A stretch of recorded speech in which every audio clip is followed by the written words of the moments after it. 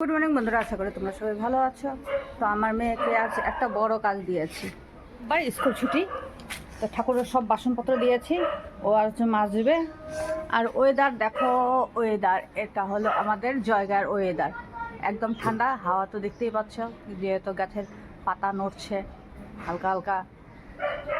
এই দেখো আমার চালের উপরেও সুন্দর একটা গাছ উঠেছে। কি গাছ যে এটা!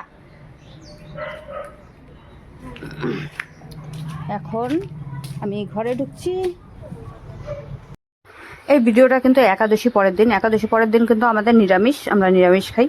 আর দেখো বর কিন্তু আজ বাজার থেকে একটা তাল নিয়ে এসেছে। প্রত্যেক বছর তো বাপের বাড়ি মানে বাবা গাদা ভরে তালের বড়া খাওয়ায় আর পাঠায়, কিন্তু প্রত্যেক বাড়ি কিন্তু আমার কিন্তু তালের বড়া বানাতে হয় না সেরকম। আর মেয়ে কিন্তু তালের বড়া খেতে খুবই ভালোবাসে। তো এবছর তো বাপের বাড়িটা জুটলো না, কারণ একদম সময়ের অভাব, একদম কম টাইমে আমি গিয়েছি, কম টাইমে এসেছি।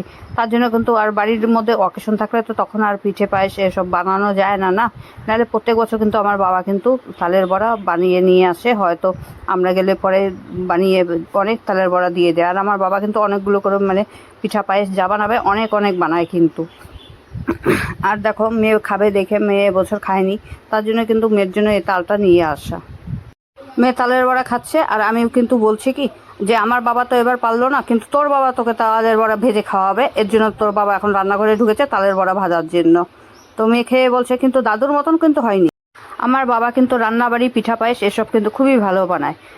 তো আজকের মতন ব্লগটা এখানেই শেষ করলাম। তোমাদের যদি পছন্দ হয় অবশ্যই like, comment, share, follow, subscribe করবে। Good night.